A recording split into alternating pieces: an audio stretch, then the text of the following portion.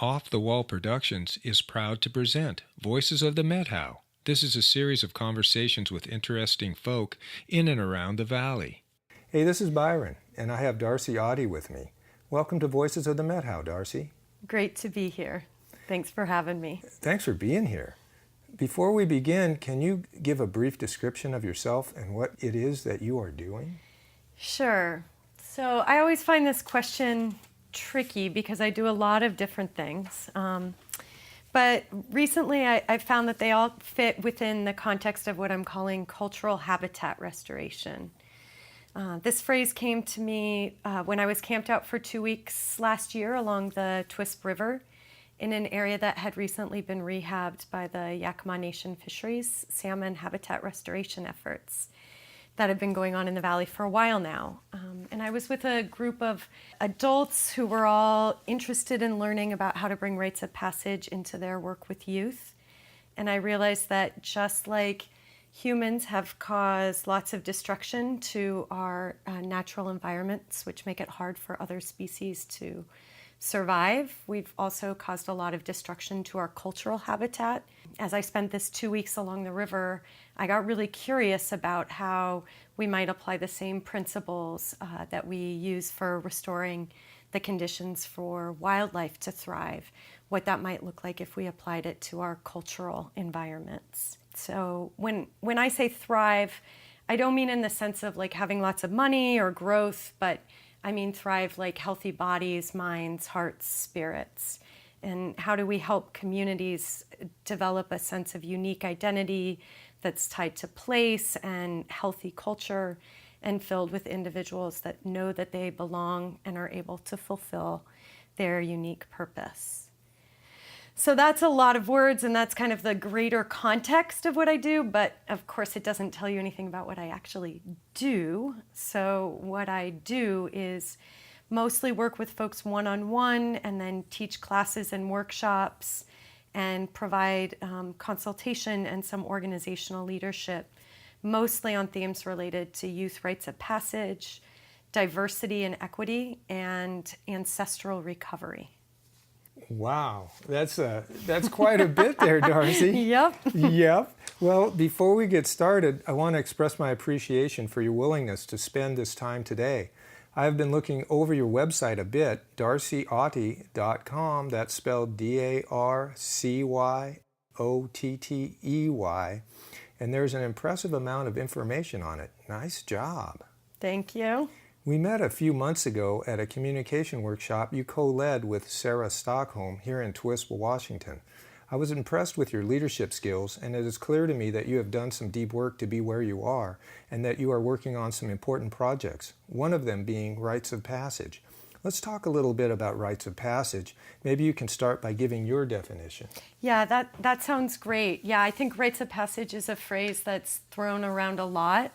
But folks mean a lot of different things when they use it. So the definition that I use is a rite of passage is an intentional, meaningful marker of transition from one stage of life to another. So just to give a little breakdown, intentional, like it's not an unconscious process. There are many things that stand in for rites of passage, but there is a level of deliberateness and intentionality. That's really what I'm talking about when I talk about rites of passage. And meaningful. It's not just some kind of random thing that doesn't have any sense of value or meaning for the individual undergoing the rite of passage or for the community that they're part of, but it really feels significant for both the individual and their community. And then marker of transition. So there's some sort of like ceremonializing, a marker, a ritual way that an individual is moving from, again, one stage of life to another. So I'll notice that a lot of times, like folks will talk about, Johnny went pee-pee in the potty for the first time. It's a rite of passage. And for me, I really try to reserve it for those major life transitions, like, birth, death, the transition between, childhood and adulthood through adolescence, which is like a huge biological and emotional and role change in a community. Marriages, that passage from adulthood into elderhood, but really those big events not the more subtle transitions that we go through, all the time. So we're, kind of like that elder thing you were talking about, like maybe retiring and It's a significant, huge shift. That's on my horizon, yeah. Well, I've had a couple of transformative moments in my life. One was during the final day of a boxing training I was in when I was around 12. I was sparring with a challenging opponent and I wasn't sure of the outcome. I was actually really scared. I got in a lucky punch and I bloodied his nose, stopping the fight. I was declared the winner and I celebrated that fact for a couple seconds when suddenly it dawned on me that I had injured a fellow human being. I remember going over to him and asking him if he was okay. It was a confusing time. I was told I was a winner, but I didn't feel like one. I think it helped put me on the path I walk today. My point is, when I think of a rite of passage personally, it's kind of nebulous. It's like it's going to be in nature, of course, and the outcome will be growth or transformation. What is your own personal experience with rites of passage? Yeah, what an amazing story you just told, and I'd love to share a little bit about my own story. But first, your story is such a great illustration of a couple of really critical points about, even talking about rites of passage today. What really stands out for me about that story is how much the transitions that we go through in those really pivotal moments in our lives, how much our communities typically aren't able to hold them with intention and deliberateness in this day and age. And that transition between childhood and adulthood, when you're really learning what it means to be an adult in the world, there's so much values education and skill training around what are the qualities that are actually needed, and then the ability to carry those out to be a functional and contributing member of the community, of society. When there isn't clarity in the community, as I would say is true many places today, right. Then young people are just kind of flailing around trying to figure out what they've got from what life throws at them, as opposed to adults really being able to kind of curate an experience for them with really intentional outcomes. So just thanks for letting me reflect a little on your absolutely. story. Yeah, thank you. Yeah, because that was actually a traumatic. It took me a long time to process, and I'm still processing it. Actually, just writing it down brought back to me how confusing and also how powerful that experience was. Thank you for sharing that with me. And just to offer a few thoughts, I, of course, have had my share of unconscious and not well held by community transition moments as well. But those were also really well matched by very well held initiatory experiences. So for me, what really set me on the course of my life work was an experience when I was 13. It was through a program on the west side of Washington called Rite of Passage Journeys, and I had the opportunity to go out in the wilderness for 3 weeks. The real heart of the program was a 24-hour solo vigil. So we were fasting, keeping a fire going by ourselves on the ocean for a full 24 hours.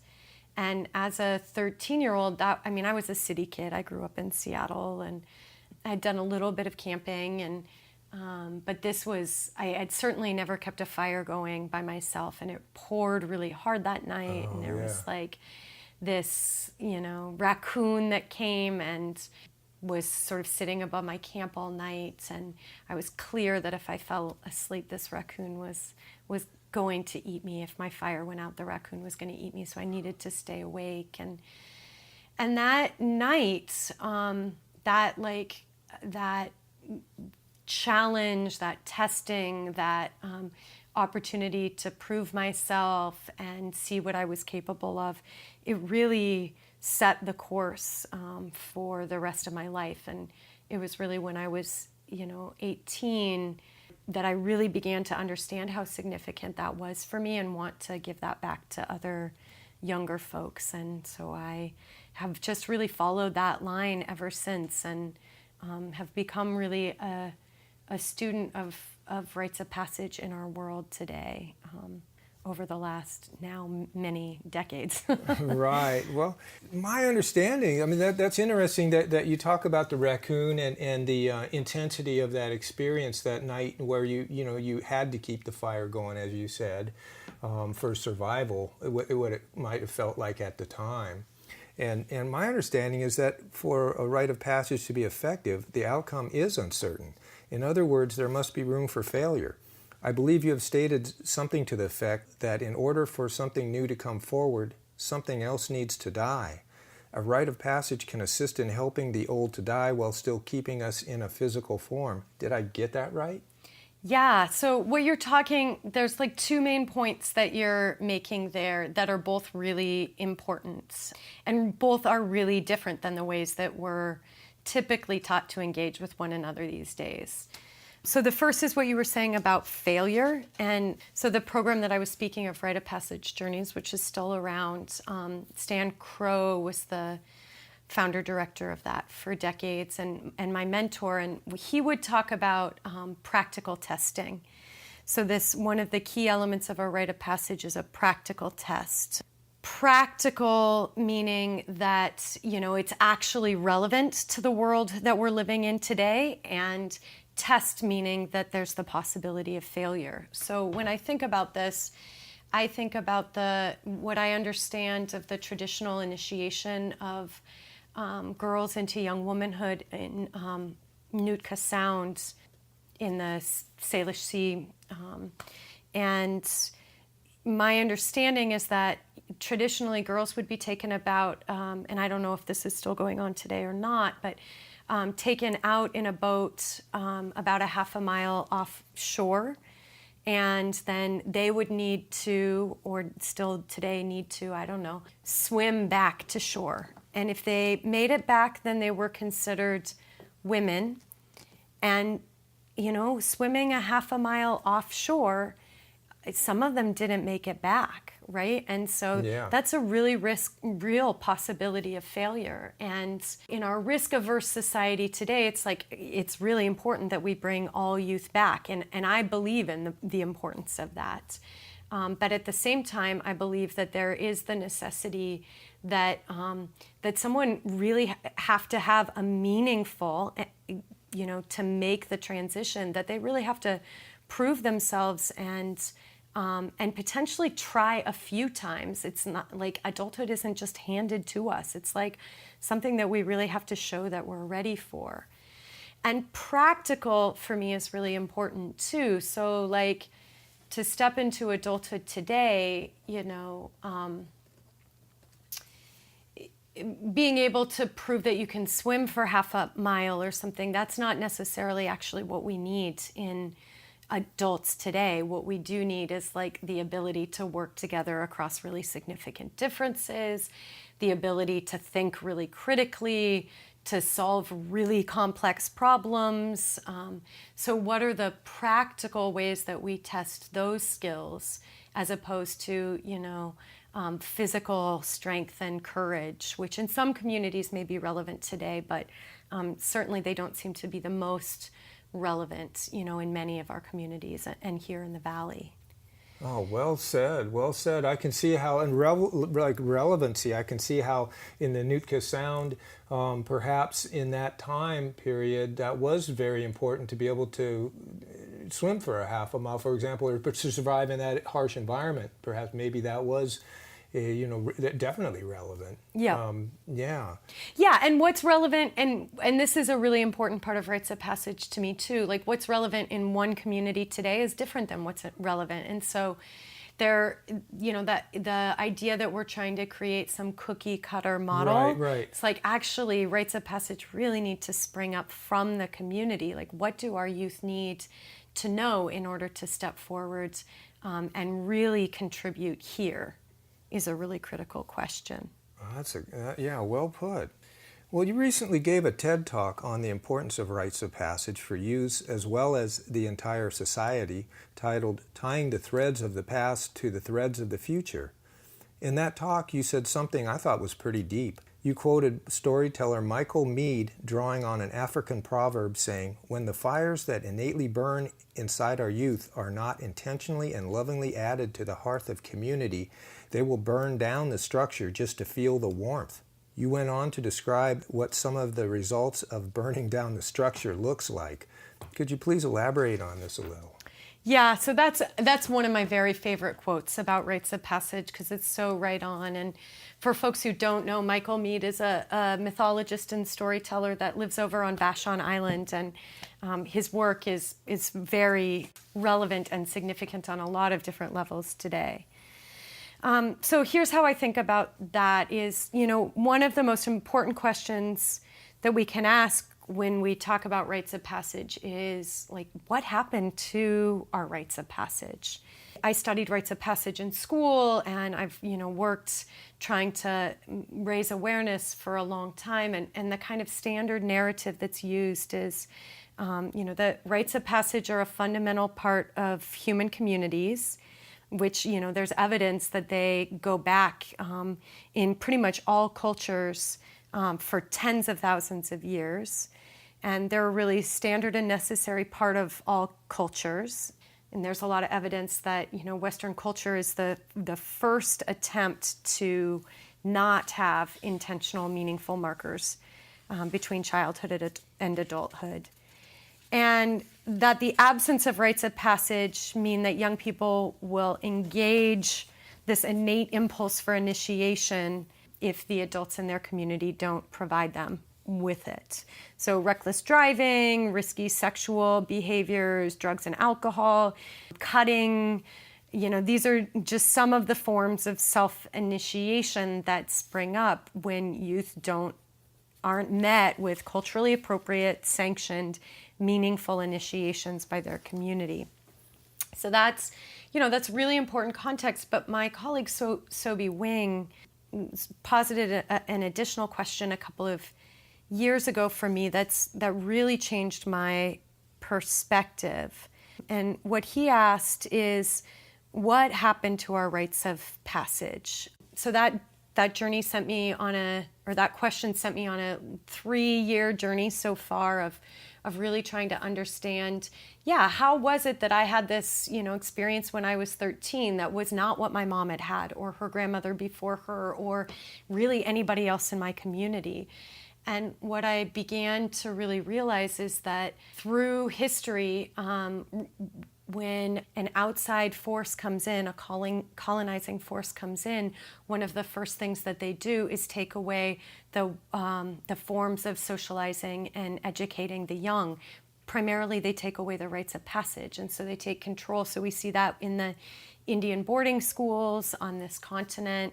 We see that in all sorts of examples around the world, and that happened in the lives of your ancestors and the lives of my ancestors as well. Maybe we have to go back, hundreds or even thousands of years to find that, but realize we all come from people that had these meaningful rites of passage. And they were taken away by outside forces that were seeking to control resources in the form of human life and energy, and then the resources in a place. And the way to gain access to that is to destroy the culture. So that's what I think of when I think about, it's like we take away those traditional ways of ushering youth into a meaningful contributing role of society, but then that impulse is still there. And so then young people find some way to exercise it, and can't really blame them for doing what's, in their DNA.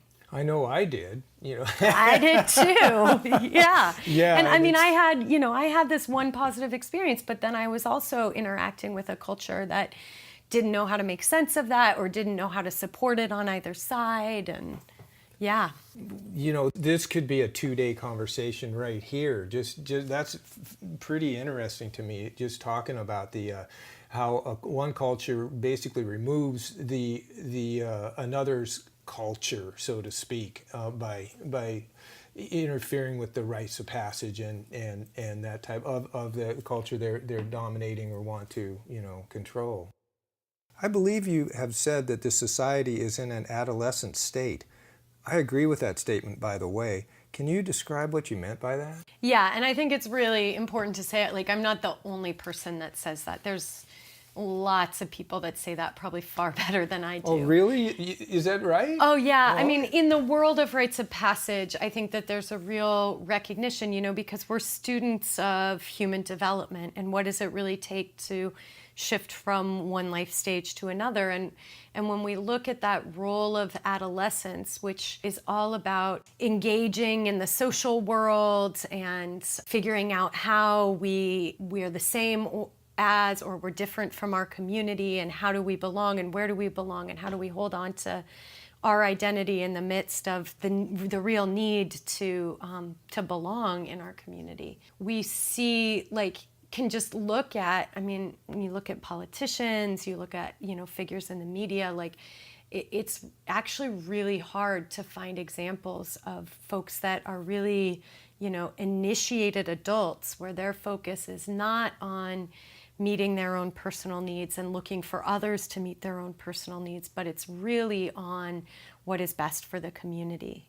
Well, I heard that. I could think of a couple politicians. Yeah, one or two. One or two. Yeah. And it's interesting. So I'm working on a book manuscript right now, and it's for young people about the transition from childhood to, adolescence into adulthood. And because we don't have, healthy rites of passage that are provided by the community, how can they take responsibility as young people for drawing community around them to step forward on their own, and why should they even want to be adults and all of that. And I've been, thinking about this title of that is, rights and responsibilities. And because responsibilities is such an important part of what being an adult is about. And it's very clear, my agent is we really need to change that title because no one wants to buy a book that's got responsibilities in the title, and for me that says so much. Yeah, absolutely. But yet, when we look around at our world, the issues that we're facing today, the level of just challenges that we're facing on a community level and on a national level and on a global level and on personal levels, at every point, we really need folks that are grown-ups and are prepared to really, put aside their own fears and doubts and know how to take care of themselves and nurture themselves, but at the same time know how to show up day after day after day for the needs of the whole. And it doesn't sound very sexy or appealing to most folks to do that. And, when we look at rites of passage traditionally, it's the pressure to grow up was really significant. If all of your peers are going through this secret initiation and you don't go with them, then you're left behind. But we've inverted that formula now, where for folks who choose to really put the needs of the community ahead of theirs and who really are trying to grow up, but their peers are not. Right. It's the impulse to stay drags you back. Totally. Yeah. As opposed to pulling you forward. Yeah, absolutely. Well, this is a relevant conversation. It seems to me that part of, and I was just kidding a while back when I was saying that about joking about having an adolescent society, so to speak. It seems to me that when we're arguing about the validity even of climate change, for example, whether it's really real, to me it's folks, if we can't grow up and really address this situation, it's going to be game over. You know what I mean? Yes, and for me, one of the things that I've thought about a lot lately is that I think it's really important to understand that we carry different stories about how the world works and about how we came to be here and what are the forces at play. And so how do we make room for a whole multiplicity of worldviews? I feel like this is actually one of the fundamental issues of our time, is how do we create space for real sovereignty of communities to set their own course and make their own way, while at the same time recognizing we we are on this globe together, and as a species, we are deeply interconnected, and we're going to sink or swim together. And how can we hold those things in the right balance and stay in conversation and stay in relationship enough to say, I hear that you don't believe that climate change is real, but I really do. And the scientific consensus is that it is. And also there's all this multiplicity of other cultural worldviews that are aligned with the scientific community that don't come from that same perspective, indigenous prophecy that points to really similar theme. Like there's all this evidence. And so how we need to be kind of making decisions that serve the good of the whole. And this small minority does not get to make decisions for the mass majority of people on this planet. But that's a big shift as a species it's going to require operating in completely different ways than we have in the past. Yeah. And it's going to require a heck of a lot of adults. Well put, yeah. I'm going to shift the gears a little bit, but not really, because it's related. I read in a blog you shared on your website that you have struggled with addiction, particularly with alcohol. That resonates with me. I also have my own struggles with addiction, particularly with alcohol. Would you talk a little bit about your own experience? Yeah, I'm happy to talk about that. And I don't actually feel like it's shifting gears very much at all, because when we talk about, what's happening on a global level, there's like substance addiction, and I would say fossil fuels are like it's a very similar process to personal addiction, where I know that something's not good for me, it's not good for my system, my body doesn't respond well to it, it doesn't lead to good decision making, it doesn't feed my relationships, and yet I keep engaging with that behavior. And I look at us culturally around fossil fuels, and it's like totally exactly the same story. My process of getting sober was a process of taking responsibility for myself. Growing up, I feel like in a lot of ways that was like the final step of really, moving into adulthood for me. And it happened late, it wasn't like it happened when I was 22. It was a few years ago. The other thing that I would say about addiction is just another big thread of my work is around embodiment practice and somatics, and around, how do we, somatics means having to do with the body. How do we really fully inhabit our bodies? And so many of us are taught to push our bodies beyond where they can go, where we, sit in schools when we're growing up and learn that even if our bodies really need to move, we need to stay in one place.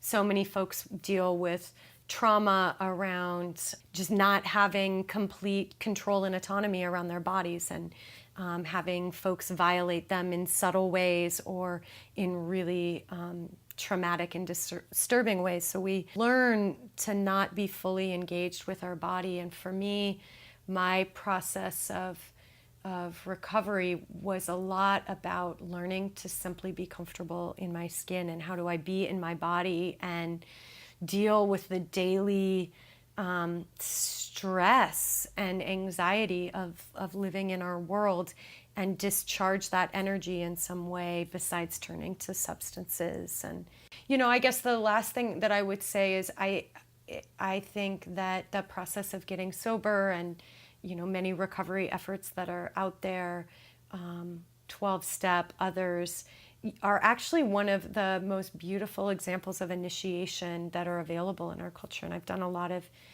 interviewing young people and working with young people around what are the rites of passage experiences that they've had in their lives. And I would say those that struggled with addiction and got sober early on, like that's what they point to as their initiation. Typically their experiences with drugs were their experiences with attempts at self-initiation, and their getting sober was their sort of healthy rite of passage. So for me, there's a really strong link. And also, when feelings come up that aren't real pleasant or something, it's easy to reach for a drink or some substance to make it go away. I like the idea of cymatics you're saying, where if you, with help particularly, you can experience the feelings in your body and just let them happen. And sometimes I've noticed for myself, I do a little bit of meditation and whatnot, and if I'm hanging with a particularly uncomfortable feeling or sensation, that if I given time, it will shift. And like you were saying, there was a term you used about grounding out or something like that. Yeah, I'm moving energy, maybe. Yeah, something like that, yeah. Yeah, I mean, for me, I started dancing. There's a woman in Colorado by the name of Melissa Michaels who does dance-based rites of passage, and her work is really phenomenal. She brings together young people from across the world. Every summer has been doing this for decades now, really exploring what it's like to bring together folks from hugely divergent backgrounds for a movement-based Rite of Passage experience. I started working with her and doing some other movement practice, and I feel I think that learning that set of tools was what allowed me to even consider the possibility of sobriety. I think before that, I didn't have any other context for how to possibly deal with all of the stuff going on in my very intense being. My feelings, my thoughts, my physical sensations was just too much to hold. Mm-hmm. And what was her name in Colorado again? Melissa Michaels. Melissa Michaels. Mm-hmm. Okay, thank you. And her offering is called Golden Bridge. Golden Bridge. Okay. Mm-hmm. Well, getting back to the communication workshop you recently co-led with Sarah Stockholm here in TWISP, if I understand correctly, that workshop was based on principles of a group called Showing Up for Racial Justice. My compliments on wading through some complex topics and offering some good tools, by the way. Thank you. I'll speak for myself at least. You provided a safe space where I was able to go really deep into some places I'm still processing, and I came away with some good tools and perspectives as well. Do you have anything to add about that workshop? Yeah, and thanks for your kind words about it. So it was called Coming Together Across Differences. It was an offering of our local chapter of Showing Up for Racial Justice here in the Methow, which is part of a national organization. And so at the beginning, I talked about this, like the frame of cultural habitat restoration and how do we create the conditions that allow life to thrive in our communities. One of the biggest things that blocks the health and vitality of individual people and of communities is trauma that comes from living under systems of oppression and violence. That's when I say oppression and violence, I mean both kind of like chronic and acute, and also really subtle, or very overt, and can come from, individual ways that we impose violence on ourselves, or from family members, or, close friends and relatives, or from, the state and institutions and the kind of larger outside culture. And so from my perspective, the way to end ongoing trauma for individuals and communities and to heal ourselves and support the healing of one another is through relationships. I believe that relationships are the key to everything. And I mean, if we look to the natural world, it's not only about the organisms. The health of an ecosystem is about the system, the relationships, the connections between things.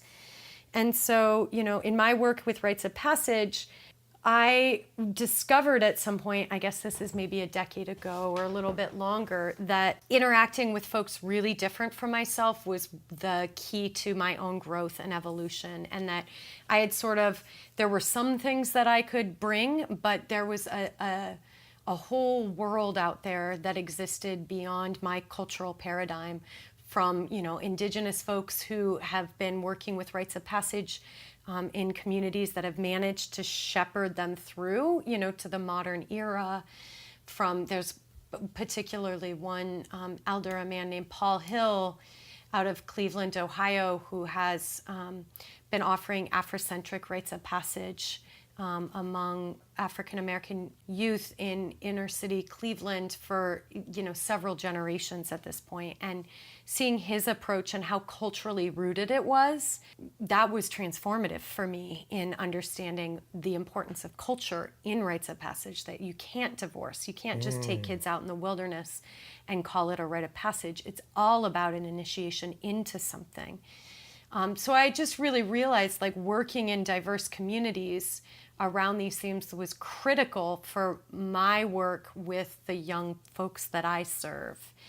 And that if I was going to show up in multicultural environments and intergenerational environments with folks from different backgrounds than me, that I had to learn how to conduct myself as a, white, middle-class woman in ways that did not perpetuate harm and did not, were, educated, and where I understood some context around where other folks were coming from. And so as I really dove into that learning, I was referred to an organization in Seattle called the Coalition of Anti-Racist Whites, which was white people coming together to educate other white people about racism, really building on this idea that it's not the job of people of color to educate white people about racism, but that the society, and it's getting better now, but the society, doesn't teach us about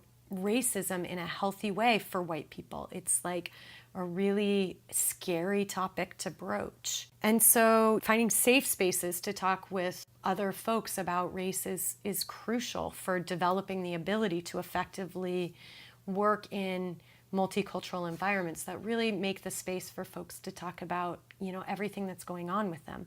And if folks can't talk about everything that's going on with them, then we can't really understand one another.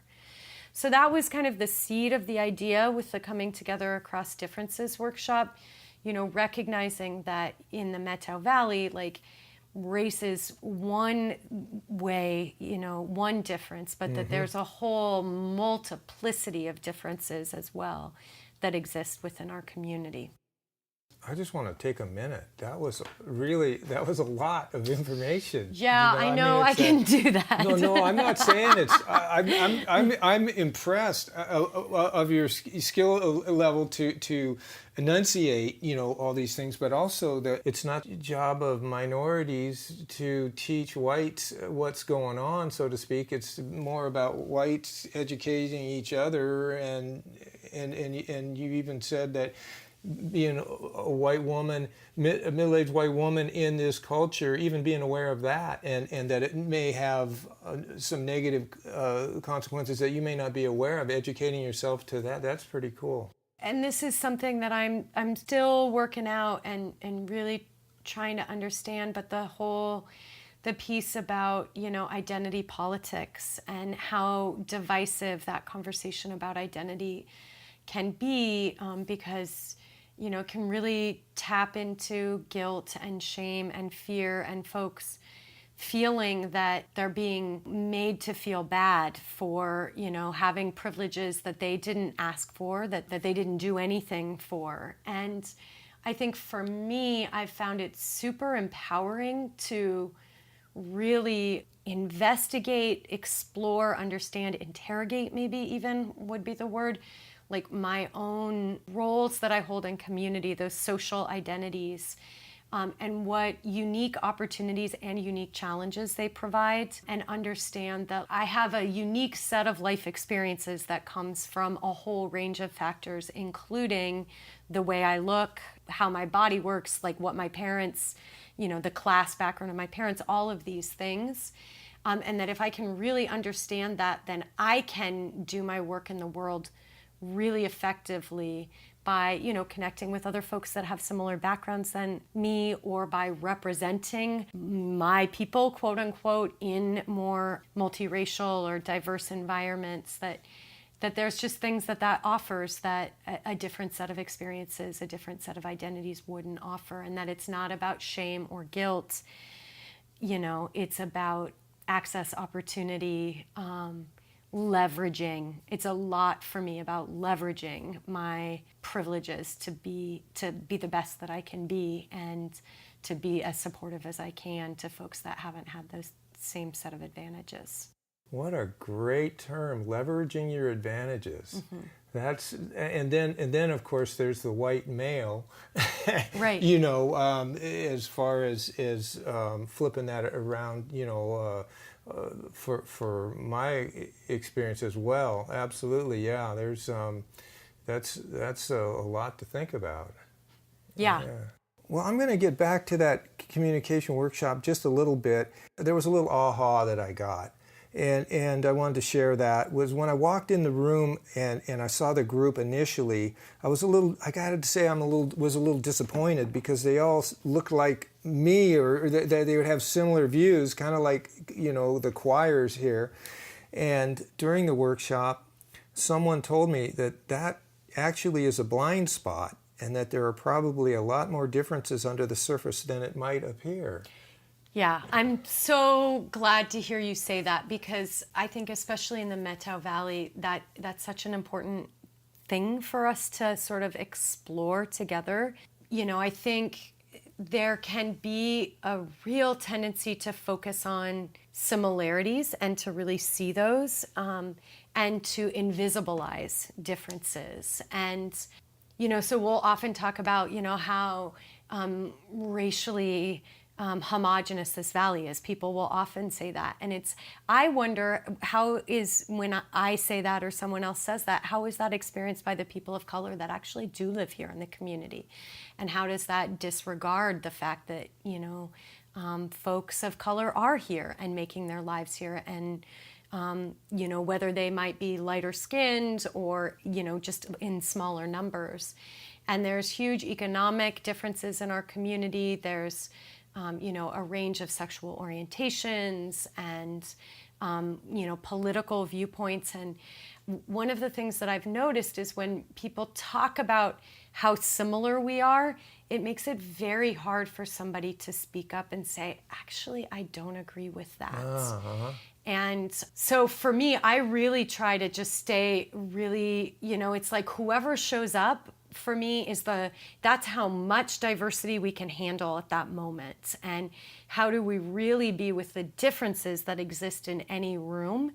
And then also ask the question, who's missing and what do we need to change in the work that we're doing together to make this a safe space in order for folks with different viewpoints or different qualities to show up and feel safe.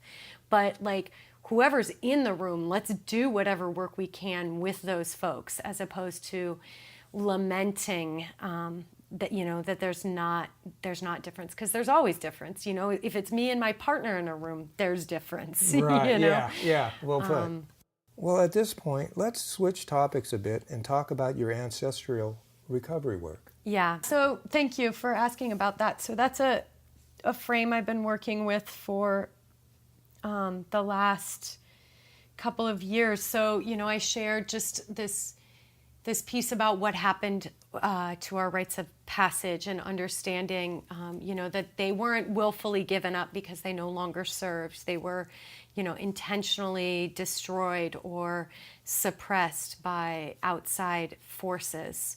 And so for me, there's a real act of resistance that comes from learning about my ancestors and uncovering, their traditions and learning about their traditions. And an active resistance. Can you explain that? I didn't quite get it. Yeah, so we talk about, resistance of, different things that we don't like that are happening in the world today, and how do we resist, and how do we sort of stand up for what we believe in. And so for me, my ancestors come from the British Isles, and they come from what is now known as Ukraine, by way of mostly Pennsylvania, Ohio, between the 1600s and 1800s, and some early Quakers, and then British coal miners that came over and then made their way gradually west. And so,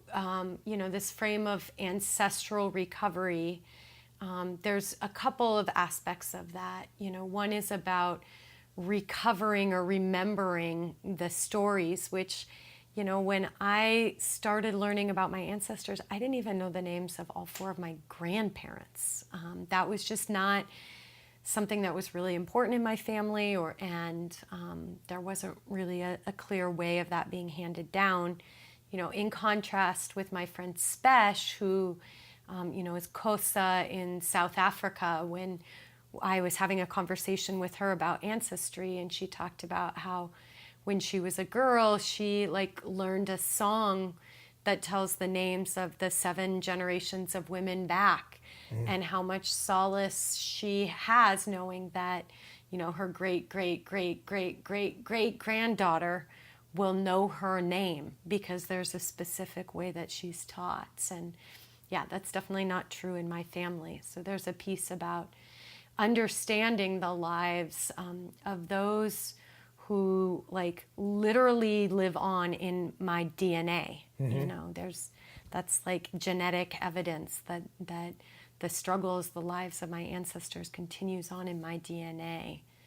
So how can I recover that history?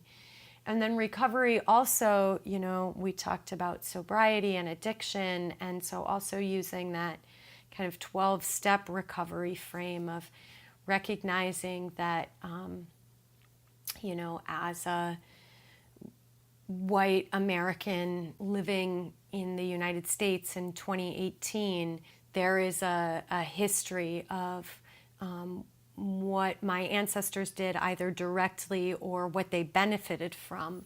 That is a huge part of what I have to reckon with. So what is the pain in my ancestral legacy? What has been taken away from my ancestors? And what pain was caused by my ancestors? What was taken away from others by my ancestors? And how do I heal from, help the culture heal from, help us move beyond that in a way that's, again, not about guilt and shame and right and wrong, but it's about whoa, there was a lot of destruction.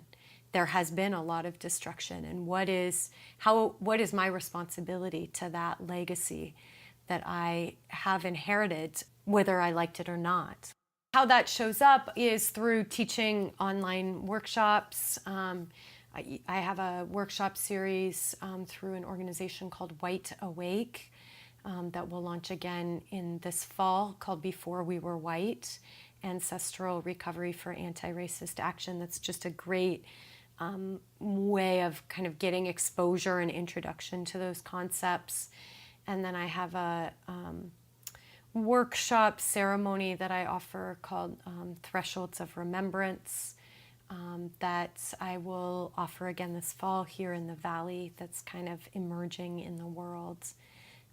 That's a way to kind of be with that story in a very, again, to use this word embodied, a very embodied way, and in the context of ceremony, not in the context of so much intellectual learning, but more in a way of how do I even be with this history, and how do I open up this doorway without being completely overwhelmed, and how do I do that with other people who carry the same lineage and potentially other lineage than what I carry as well, knowing that we all are complex beings, right? So we all carry the oppressor and the oppressed within us, but maybe not in the same way that the kind of dominant narrative tells us that we do. Once again, that's a lot of that. That's really deep. And I want to just take a minute, I mean, really, because I think back on my ancestors and I give appreciation, and I think back actually, physically to the people who came before me, and I ask them at times to help me, and to draw on that energy. But that's just a whole nother thing about having the responsibility of their actions. What I'm talking about is having the feeling inside me of the consequences of the people who what they've done to other people, for example, or how they benefited at the expense of others, for example, and what that brings up in me. And that was really well put, how you said, that what I heard you say was that in ceremony you can perhaps have a way to hold and process these feelings and to come to some resolution, and perhaps perhaps that will lead to action. Yeah, this is such critical stuff because it really is about recognizing that, again, our people knew how to do this, right? They knew how to hold this really deep complexity, deep trauma, and to move that through ceremony. And they knew how to communicate with the ancestors, and that what we see in our kind of linear Western-oriented time frame, it is one way to understand things, and it is a powerful way, and it is reality, but it's not the only reality. There's other ways to engage as well. And this notion that we really can partner with our ancestors for the healing of us all. I really believe that that's true. I really believe that it's true. And one of the ways that we don't have access to that is through this kind of good-bad dichotomy, which again is a product of Western culture, right? That's the world is very complex, right, wrong, virgin, sinner. That's a Western paradigm, and we are gonna have to step out of it, I believe, for the good of us all as a species. We're gonna have to be able to live with the fact that the world is far more complex than some people being perfectly innocent and some people being bad and wrong. And so how do we make the leap, the step out of that? And I think one way is to reckon with the choices of our ancestors who did the best that they could as traumatized human beings, knowing what they knew at the time, confronting what they confronted. They did the best that they could do, and other people got really harmed and hurt and continue to get hurt today because of the choices they made. So how can we kind of end that with this generation? Mm-hmm. And one way we can end that with this generation is recognizing that there's a whole lot of wisdom that we need from the past. Just listening to you talk this last few minutes, I was realizing that I was feeling inside my body, I was feeling some relaxation, I was feeling an opening. Just when you were talking about being able to move beyond right, wrong, good, bad. And that perhaps in that paradigm, that's a part of staying stuck. Mm-hmm. And to be able to move, I don't know. I just wanted to just want to acknowledge that my body is agreeing with what you were saying internally. My spirit basically was agreeing. Just that, yes, that it's almost like a freeing concept that I need to be reminded of every once in a while. Yeah, and I think that this is something that you're really good at, is checking in with your body and then naming what's happening there. And I think that wisdom of you say that and my body relaxes, and it's so there's a truth. And when our bodies are tense, it's there's so much wisdom in this physical body that we have that we don't have access to because we spend so much time in our heads. And I think more and more we're realizing that folks that are actually gifted in having access to their bodies and gifted in having access to their emotions, they have so much wisdom to offer that hasn't been valued in the last at least several decades, probably several centuries. Yeah. Well, Darcy, your work takes you all over the country.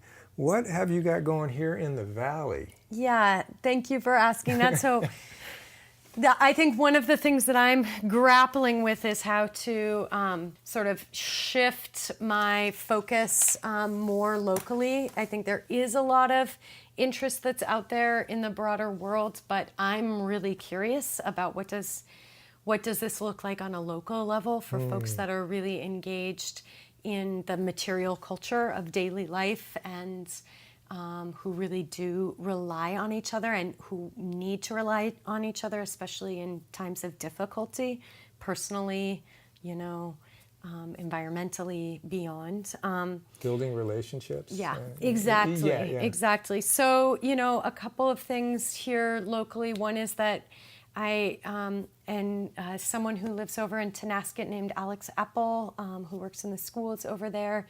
He also has a background in Rites of Passage, and we're offering an introductory day-long experiential immersion that's going to take place up at the Loop on August 11th. Folks can contact me for more information about that.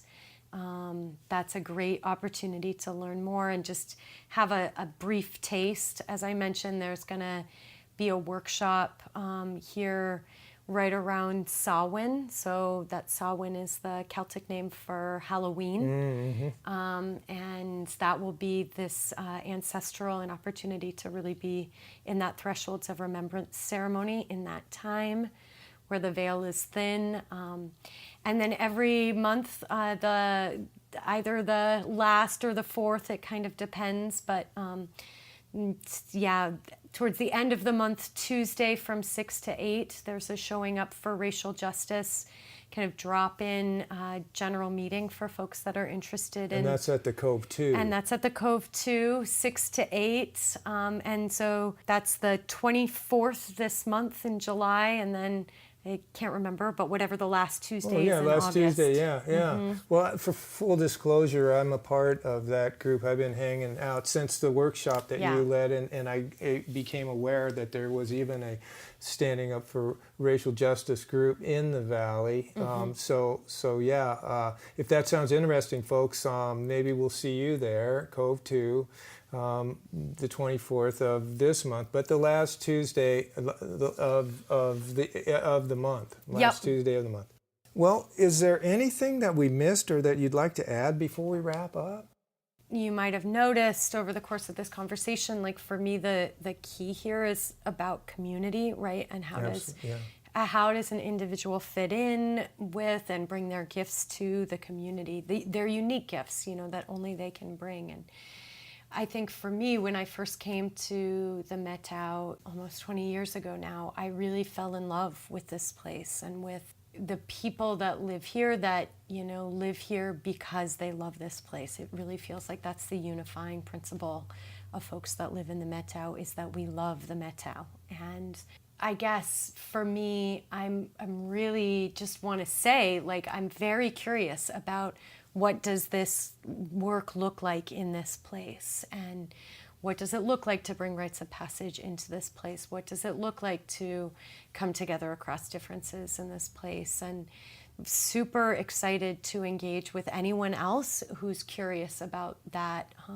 I've been listening to the Valley and listening to people in the Valley for the last few years and still really not sure what wants to come forward, but really actively building partnerships, alliances, mutually beneficial collaborations, relationships here to really, I just believe that there's something really special and unique and kind of visionary that we could do here that's not been done before. So curious what that sparks in other people. You know what I'm drawn to in your remarks right there is I'm really and why we're having this conversation, I believe, is that I'm drawn to your willingness to be curious and your willingness to not define. You're curious and you're not quite sure of how it's going to take shape. And I really enjoy that versus coming in with a agenda and a clear set mindset, because sometimes that you can miss quite a bit with that. So thank you for being so curious. Yeah, and I mean, I think the question that I hold, when I do like a single afternoon event or, develop a much more ongoing project or an organization, it's like what is needed, what is wanted by these particular people in this particular place at this particular time. And So for me, and that notion of emergence, I'm reading a book right now called Emergent Strategy, which if folks haven't checked it out, Adrienne Marie Brown, terrific book. And she talks about emergent strategy as the frame that she's offering. And I really love that word emergent. It's like, like the title of my TED Talk, Tying the Threads of the Past to the Threads of the Future. That past, what are the practices of the past? I really work to bring those forward, but then there is this and what is the future calling from us? And that's completely different than any of us could possibly anticipate. So. Yeah, well, let's get this straight. I fully understand that you have a pretty good idea of what's going on in a group situation at the time it's happening. And it's more about just being willing to hang with what's showing up for the culture here, or the relationships, how they're developing and all that. That's where it gets interesting in holding totally a question. Yes. So Darcy, if people want to find out more about your work and what you have to offer, what's the best way to contact you? Yeah, I think probably through my website is the best way. There's a form that folks can fill out. They can add their names to my letter, and I'll respond to anything that anyone sends me, with a personal email. But again, DarcyOttey.com. Okay, well, there you go. Well, this has been a great conversation, Darcy. Thanks again for being here. Yeah, it's been really a pleasure for me as well. Thanks for having me.